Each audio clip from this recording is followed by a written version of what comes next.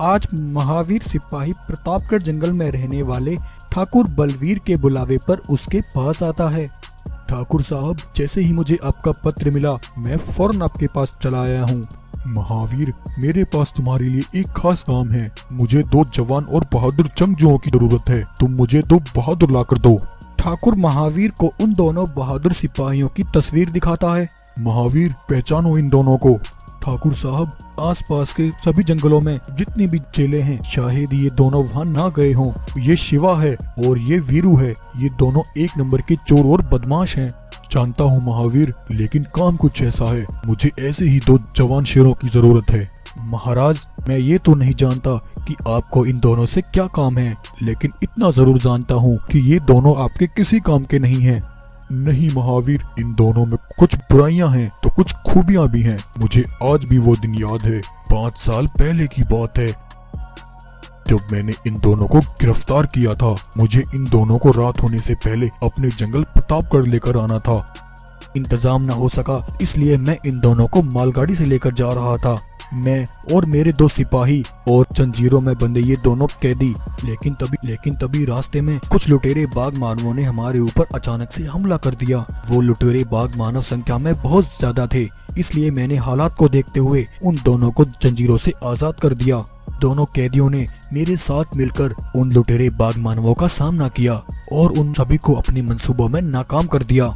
उन लुटेरों के साथ लड़ते हुए मैं बहुत घायल हो चुका था। मैं घायल होकर वहीं बेहोश हो गया। तब वो दोनों शिवा और वीरू मौके का फायदा उठाकर वहां से भाग निकले। अगर वो दोनों उस दिन ना होते तो मैं शायद ही उस दिन जिंदा बच पाता। वो दोनों बदमाश हैं, लेकिन बहादुर भी हैं, इसलिए लड़ना जानते हैं। महावीर, ये दोनों जहां भी हैं, इन्हें मेरे पास लेकर आओ। तब महावीर कुछ दिनों बाद वीरू और शिवा को लेकर ठाकुर बलबीर के पास आता है। अरे ठाकुर महाराज, आज आपको हमारी याद कैसे आ गई? मैं अब महाराज नहीं रहा, अब मैं सिर्फ ठाकुर बलबीर सिंह हूँ। क्यों ठाकुर साहब, लगता है तुम्हारा खतरों से खेलने का शौक छूट गया है। अगर तुम दोनों को अपनी बहादुरी पर इतना ही घमंड है तो मेरा एक काम करके दिखाओ। ठाकुर साहब, हम सिर्फ पैसों के लिए काम करते हैं। अच्छी बात है, बताओ मुझे तुम्हें कितना पैसा चाहिए। लेकिन ठाकुर, आखिर तुम्हें हमसे क्या काम करवाना है? अगर तुम दोनों बहादुर हो तो फिर काम से डरते क्यों हो? पैसा उतना जितना तुम चाहो और काम वो जो मैं चाहूँ। तब ठाकुर बलवीर शिवा और वीरू को अपना वो खास मकसद बताता है जिसके लिए उसने इन दोनों कैदियों को चुना था। क्या डाकू गब्बर सिंह? सुना है उसके ऊपर आसपास के जंगल के राजाओं ने इनाम भी रखा है। हाँ वीरू, तुमने बिल्कुल सही सुना है। तुम मुझे गब्बर जिंदा ला कर दो, बदले में मैं तुम्हें इस काम की मुंह मांगी कीमत दूंगा। लेकिन ठाकुर साहब, गब्बर के साथ आपकी ऐसी क्या दुश्मनी है? शिवा, वीरू, ये पूछना तुम्हारा काम नहीं है। लेकिन ठाकुर, आपकी नजर में तो हम दोनों भी चोर बदमाश हैं। फिर आपने हमें ही इस काम के लिए क्यों चुना? क्योंकि लोहा लोहे को काटता है और मुझे तुम दोनों पर पूरा यकीन है कि इस मकसद को सिर्फ तुम दोनों ही कर सकते हो। ठाकुर बलवीर की बात सुनकर शिवा और वीरू ठाकुर के काम को करने के लिए तैयार हो जाते हैं। अगले दिन वीरू और शिवा ठाकुर बलवीर के जंगल प्रतापगढ़ आते हैं। लेकिन प्रतापगढ़ में आते ही कुछ सिपाही उनके ऊपर हमला कर देते हैं। लेकिन शिवा और वीरू अपनी बहादुरी दिखाते हुए उन सभी सिपाहियों को धूल चटा देते हैं। तभी इतने में ठाकुर बलवीर वहां पहुंचता है। ठाकुर साहब, ये सब क्या है? इन सिपाहियों ने हमारे ऊपर हमला क्यों किया? शिवा, वीरू, ये सब मेरे सिपाही थे। मैं देखना चाहता था कि वही ताकत और बहादुरी तुम्हारे अंदर अभी भी है या समय के साथ तुम्हारे बाजू खोखले हो चुके हैं। लेकिन आज तुम दोनों की बहादुरी देखकर मुझे यकीन हो गया कि तुम दोनों को यहाँ बुलाकर मैंने कोई गलती नहीं की। उस रात जब ठाकुर बलवीर के सारे सिपाही सो जाते हैं, तब वीरू और शिवा दबे पांव बलवीर की गुफा तक आते हैं। शिवा, ठाकुर की गुफा में ढेर सारा धन दौलत है। आज ठाकुर की तिजोरी खाली करके यहाँ से निकल जाते हैं। ऐसा कहकर शिवा और वीरू ठाकुर की गुफा में जाकर उसकी तिजोरी को खोलने की कोशिश करते हैं। लेकिन तभी एक सफेद शेरनी उन्हें ऐसा करते हुए देख लेती है। वो सफेद शेरनी ठाकुर बलबीर की बेटी थी। ये लो तिजोरी की चाबी। इस तिजोरी में जितना भी माल दौलत है सब ले जाओ। अच्छा होगा जब पिताजी की झूठी उम्मीदें टूटेंगी जो उन्होंने तुम दोनों से लगा रखी हैं। सफेद शेरनी की बातें सुनकर शिवा और वीरू को बहुत अफसोस होता है। अगले दिन डाकू गब्बर सिंह के लुटेरे सिपाही जंगल पर हमला कर देते हैं। भागो भागो भागो भाई, अपनी जान बचाकर भागो, गब्बर के सिपाहियों ने हमला कर दिया है। गब्बर के सिपाही प्रतापगढ़ वासियों से अनाज और पैसों की वसूली करने आते हैं। सुनो प्रतापगढ़ वासियों, तुम सभी अपने काम पर लग जाओ और जल्द से जल्द हमारे लिए अनाज और पैसा यहाँ ला कर रख दो। गब्बर के डर से घबराए जानवर अपने अपने घरों से अनाज निकालकर गब्बर के सिपाहियों के सामने रख देते हैं। तभी ठाकुर अपनी गुफा से बाहर आता है। रुक जाओ प्रतापगढ़ वासियों, आज के बाद इन डाकुओं को तुम में से कोई भी अनाज का एक दाना नहीं देगा। कालिया, कान खोल कर सुन लो, अब तुम्हें इस जंगल से अनाज का एक दाना और पैसा भी नहीं मिलेगा। हो, क्यों ठाकुर, और ऐसा करने से हमें कौन रोकेगा? तुम तो अब इस लायक भी नहीं हो कि हमारा सामना कर सको, फिर ऐसा कौन है जो हमें रोकने की हिम्मत करेगा? कालिया, अपनी नजरें उठाकर देखो, तुम्हें रोकने के लिए मेरे पास अब सिपाही हैं। शिवा और वीरू ऊंचे टावर पर खड़े होकर उन डाकुओं पर नजरें जमाए हुए थे। हो, सिर्फ दो, ये दोनों बच्चे हमारा कुछ नहीं बिगाड़ सकते। ऐसा कहकर कालिया ठाकुर की तरफ आता है। ये देखकर शिवा और वीरू कालिया और उसके साथियों पर बम फेंकते हैं। ये देखकर गब्बर के सिपाही घबरा जाते हैं और अपनी जान बचाकर वहां से भाग जाते हैं और भागकर अपने मालिक डाकू गब्बर सिंह के पास आते हैं। आसपास के सभी जंगलों के जानवर मेरी दहशत से कांप उठते हैं, जिसका नाम सुनकर जानवर अपने घरों में जाकर दुबक जाते हैं। आज तुमने उस गब्बर की नाम को मिट्टी में मिलाया है। क्या लगा तुम्हें? तुम ठाकुर के सिपाहियों से अपनी जान बचाकर यहाँ मेरे पास चले आओगे और तुम्हारा सरदार खुश होगा? कभी नहीं। मुझे ऐसे बुज़दिल सिपाहियों की कोई जरूरत नहीं है। जो डर गया सो मर गया। ऐसा कहकर गब्बर अपने सिपाहियों से कहकर अपने साथियों को जान से मरवा देता है। अगले दिन गब्बर खुद अपने सिपाहियों के साथ प्रतापगढ़ जंगल पर हमला करता है। गब्बर को देखकर जानवर अपने अपने घरों में जाकर छुप जाते हैं। प्रतापगढ़ वासियों, काम मर गए सबके सब, बाहर निकलो।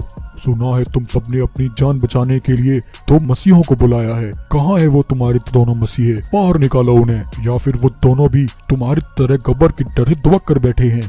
शिवा और वीरू गुफा से बाहर आते हैं। गब्बर, हम डरते नहीं हैं, हम तेरी मौत बनकर तेरे सामने खड़े हैं।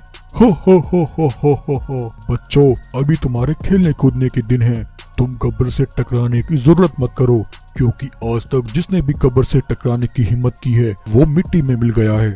वीरू और शिवा ने गब्बर का सामना करने की पहले ही तैयारी कर रखी थी। वो दोनों मिलकर गब्बर और उसके सिपाहियों पर बम की बारिश करवाते हैं और उसके कुछ साथियों को खून में नहला देते हैं। गब्बर अपने सिपाहियों को लेकर वहां से भाग जाता है।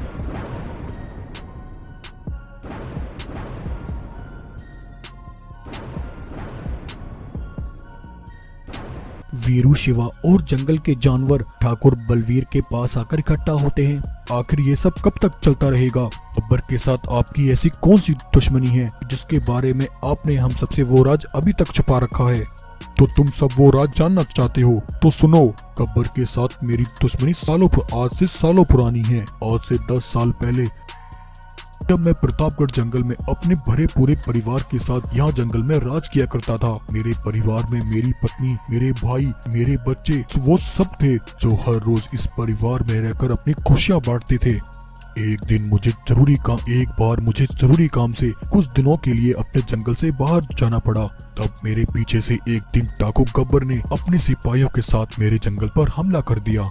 गब्बर के सिपाहियों ने बड़ी बेरहमी से मेरे परिवार को मौत के घाट उतार दिया और उनकी लाशों को भी जंगल के चौराहे पर लटका दिया। मुझे आज भी वो दिन याद है जब मैं अपने परिवार वालों की लाशें जंगल के बीच चौराहे पर मैंने लटकती हुई देखी। उन्हें देखकर मेरी रूह कांप उठी थी। तब उस दिन मैंने एक कसम खाई थी कि मैं एक दिन गब्बर से अपने परिवार की मौत का बदला जरूर लूंगा, और मैं आज तक उस बदले की आग में चल रहा हूँ। जब तक मैं अपने हाथों में गब्बर का खून नहीं देख लेता तब तक मेरी आत्मा को ठंडक नहीं मिलेगी। वहीं एक दिन एक बैल बकी में एक गाय के बच्चे की खून से लथपथ एक गाय के बच्चे की लाश को लेकर ठाकुर बलवीर के पास आता है। उस गाय के बच्चे की लाश देखकर सभी जानवर हैरान हो जाते हैं। उस गाय के बच्चे की मां उसे देखकर बिलखने लगती है। तब बैल ठाकुर को एक पत्र देता है। उस पत्र में लिखा था, प्रतापगढ़ वासियों, अगर तुमने ठाकुर की बातों में आकर मेरे खिलाफ जाने की कोशिश की तो हर रोज तुम्हें एक जानवर की लाश देखने को मिलेगी। तुम्हारी भलाई इसी में है, तुम ठाकुर का साथ इसी समय छोड़ दो। गब्बर के उस पत्र को पढ़कर सभी जानवर हैरान हो जाते हैं। नहीं नहीं ठाकुर साहब, हम अपने बच्चों के साथ ऐसा नहीं होने देंगे। शिवा और वीरू अगर हमारे जंगल में रहे तो गब्बर हमें नहीं छोड़ेगा। हाँ ठाकुर, आखिर तुम कब तक जियोगे और कब तक हम जिंदा रह पाएंगे अगर ये दोनों इस जंगल में रहे। प्रतापगढ़ वासियों, अगर तुम्हें ऐसा लगता है कि हमारे यहाँ रहने से तुम्हारी जान को खतरा है तो तुम हमें इसी समय गब्बर के हवाले कर दो। अब तो वही होगा जो होना चाहिए। हम इस मुसीबत का बोझ अब नहीं उठा सकते। प्रतापगढ़ वासियों, शांत हो जाओ। हम दोनों आपसे आज एक वादा करते हैं। आप पर हुए जुल्मों का हिसाब हम उस गब्बर से जरूर लेंगे। जितना खून उस गब्बर ने आपका और आपके प्यारों का बहाया है, उससे उस खून का हिसाब जरूर चुकता करेंगे। वीरू और शिवा अपनी जान हथेली पर रखकर पूरी तैयारी के साथ गब्बर के ठिकाने पर जाकर हमला कर देते हैं और उसके ठिकानों पर बम गिराने लगते हैं। गब्बर के सारे सिपाही जलकर राख हो जाते हैं। वीरू और शिवा गब्बर को घसीटते हुए ठाकुर बलवीर के पास लाते हैं। गब्बर को अपने पैरों में गिड़गिड़ाता देखकर ठाकुर का खून खौल उठता है और गब्बर के द्वारा की गई अपने परिवार की वो हत्या का दिन याद आ जाता है। ठाकुर गब्बर को तोप के सामने खड़ा करके उसे तोप से उड़ा देता है। आज प्रतापगढ़ जंगल के ऊपर से गब्बर का खौफ हमेशा के लिए खत्म हो जाता है और ठाकुर बलवीर भी आज गब्बर से अपना बदला पूरा करता है। ठाकुर बलवीर खुश होकर शिवा और वीरू को उनके इस उपकार के बदले उन्हें ढेर सारी धनराशि देता है और अब प्रतापगढ़ वासी हंसी खुशी फिर से अपने जंगल में रहने लगते हैं। तो प्यारे दोस्तों, कैसी लगी आपको आज की ये कहानी? अगर ये कहानी अच्छी लगी हो तो वीडियो को लाइक करें, शेयर करें और ऐसी ही मजेदार कहानियां देखने के लिए हमारे चैनल को सब्सक्राइब करें।